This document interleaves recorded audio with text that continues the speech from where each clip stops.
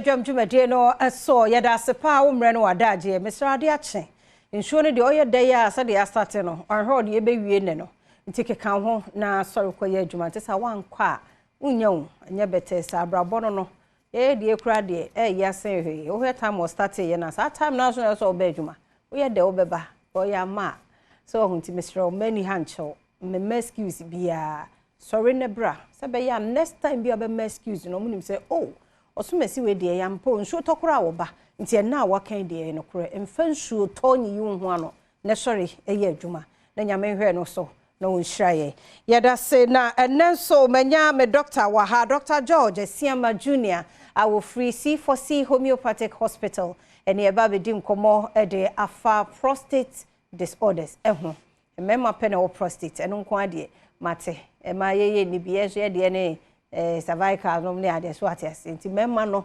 wonim kra no wote se yeka se from 35-40 de make sure say wakwa check Christopher why you machine ache unko check munti education first so nyo se wulu ho dey a obedu ho wo share kra you machine kona ko he prostate no se de tie nti Dr. Siama wo ha de obebo ene edi sa nkomo no anopa yamo ache na bia boko de Adom bia boko C4C Homeopathic Hospital hoboko Adom bia boko de nyame ase Dr. Michael Chamaten we pa ehu mu ache pa ye hia mu so de ene wo se yankasa emfa prostate disorder yes wow and also ye condition be yes my dear, good morning once again ye de enchia kese ma obibia enchia ne free C4C Homeopathic Hospital.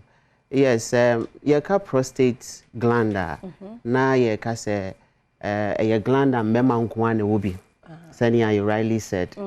Now you show you the animal by your ovaries and now more special organs be a nibi. Yes, so the ema dance so kakra no any prostate gland. Okay. Now prostate gland is very, very important. Until you see a part of the male reproductive system. Now ni juma di no nti na emani is very important. Jumadi ene say it produces some special fluid be no prostatic fluids. This fluid is very, very important when it comes to say you nourish your sperm cells. It is a bema who produces sperms any movement ni baby also call anyhow and a density no a prostatic fluid in a buano. When we say containing some special things, zinc womb, prostaglandin womb, glucose womb, ni no sheno. Ti we hear the animal ba so sebi your pelvic region when you acidic nti alkaline so wom so that e be boana and neutralize your horn. It is very, very important when it comes to men's health and as a reproduction in men. And ti say hu to chima na de how be brave aba. Okay, wow. Anyway the mema nkomo na no pay ye ba bedie na ni nyina nso ne ye kai wo say Father's Day no e bedi edana mamo strong kokra nti eno so no ye de honsam no ebe bro nti ye ne what share ye gland no na ne disorder no so e de na ebe mana ye disorder e de na kofa sa de ne ba. Yes, if you share mama ye hu say prostate no what disorders miensa na de edi kan no ye prostatitis. Say ye can prostatitis are the kenyina ne say infection of the prostate. Nti ebetimi aye bacteria, ebetimi aye virus, ebetimi aye fungus. But the air common no air bacteria. Na say o engage sexually with partner be no infection be a bit media mouth. We a bema so na call washroom. Na sebi ota ajija obema no to sink ni mu a utimi nya infection free ho. De bia make say no matter what aye wa wo dia. Eti say nkura utumi som. Eti on allow no say enda sink no so. Ana say on fan to sink ni mu. Ada say obesom because infection be brave was sinking him. Hanti and also another major thing ediba. Then we have what we call BPH, benign prostatic hyperplasia. Say BP no enye cancerous, benign enye cancerous, and hyperplasia and chess ayekesi dodo. Inti eno na ya wotati be brave say prostate enlargement be brave no. And also the air cover ban be brave say your body no remember your hormones. Your free be androgen and as testosterone hormones. Yes, also mad ye kakra estrogen. But if you remember when estrogen no, ye no, na estrogen e cholesterol.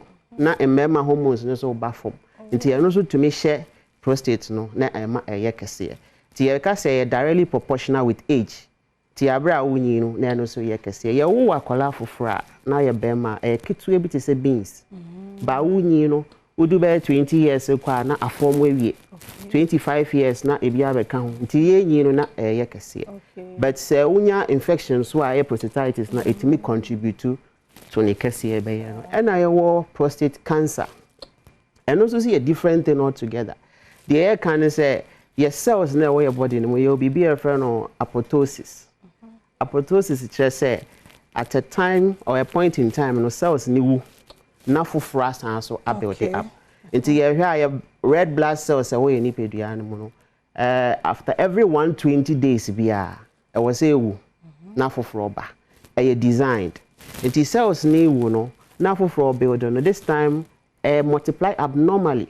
Say be a 1 + 1, ebe ma o 2 no. Now when you are 6, 7. Ti yes it me mani nyinta more than normal. Na eno so e di how abre prostate. Okay. These are the 3 major disorders are prostate. Okay, wow. And are you serious? Yes, prostate conditions are very serious these days. In fact, the recent statistic no far and Crawford 10 about 50 of the, let's say 50% of them have prostate enlargement. But one thing is that some of them do not get the symptoms. Obi prostate no eso. Nanzo onya symptoms bit say dey. Bit say Johnson no obenya difficulties in urination. Johnson no best start say emmaye because urethra na kwan na e say Johnson no femu ba no. Aye kese nti si no kwan. Ti bo hu say wo Johnson na wo bre. Na unya pains ebi so ho na unya burns sensation ebi so ho na unya itches ewo ne bema ni mu ekọ other organs ni mu nyina which is a very serious condition and sometimes when you ho hwea it me flow na can other organs to say kidneys or bladder na it me poison or blood no cry in fact in some cases a infection it me call brain ni mu to me co infected brain na the problem for so asaba by your science no apart from a bimo omunya no so prostate inya problem ya na science ni bi yede so prostate inya problem science ke sia obi hu ne say Johnson be start say etwetwesi and now say obet feel say or say Johnson but you could do washroom wa Johnson mba okay ebi so ho e be ba but e be ba in the form of trickles e be so ebi so ho pains ne so unbearable so obenya abdominal pain it may extend to your back very unbearable. And in some cases, not to me, Johnson, yes. And Tinina no a science I said to an among and Tessa obey here serious treatment and sana with me free from prostate conditions. Can also say, no shooting to her age, you know, bare time Ben I was say will be a concern about the prostate. Yes. That's a very good question. Say, udu sexual age, it's very advisable. But recently, if you we say as early as 15 years, utimenya prostatitis. And it's a prostatitis, it can also increase your chances. Infection. Yes, infection. It's infection, so the we will be able to me and your yes. In a acute stage, as in the early stages, but it may call anima na chronic. Not just a biano or infection. At 15 years, a very advisable. Infections need beer about someone pay attention to me how prostate member. So when your infection means gonorrhea, syphilis, chlamydia, genital what all infection STIs ninano, it may cause such problem. So advisable say we do sexual age be regular with checkups at least every 6 months obetimi a thorough checkup to check your system until C4C yes ade ni nyina ma your be basic investigation or see a check your other organs ni nyina na yehu say bibia ho ode wo so in fact so when your infection continuously crana enkwa sometimes we liver so we have to check your liver, check your kidneys, check other organs. And so it may who the extents and then process I do film na treatment no wow. Yeah. Wow. Ti treatment so be any problem with the prostate treatment let say. Yes, first of all I was say who say prostatitis. anaasɛ ɛyɛ cancerous anaasɛ ɛyɛ BPH. So say prostatitis and C4C the area and say a basic investigation here.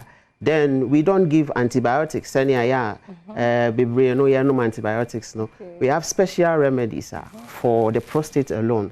It is a infection. You share the extent of the damage. Now you prepare a draw for that. Say a BPH, you share symptoms in a woman in you prepare a draw for that. Say a cancer, so there was special medication. It is a prostocare. You will leave it on a best support. You will stone also high the best support so that a bit clear infection. When that bends are unya difficulties in urination, and I say Johnson now Johnson intends and also ABBA from Amau. So special remedies for our C4C currently I mean say branches nina all over Ghana. It is say Utie Samre say a Ashanti regional C4C or branch can see a power or a jesso kwamu fitemu junction. Same thing our Takra this also yawo a Fejai opposite Fejai May Sport and I say Aguna Swede Road so I was Swesbu Road no so Aguna do so branch can see a pan and I face wo Cape Coast yawo Green Hill opposite Addison Square Garden and yet yera kwan kra so our class so important mu am na we do any actually SDA junction our Adenta. Yes. Okay, may your contact and also. Yes, number of 24/7.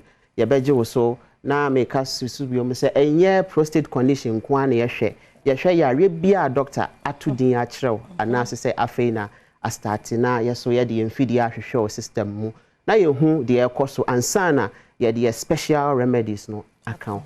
Number of 24/7 your beje also 050 00 40 331 050 00 40 331 and also says 050 00 40 328 050 00 40 328.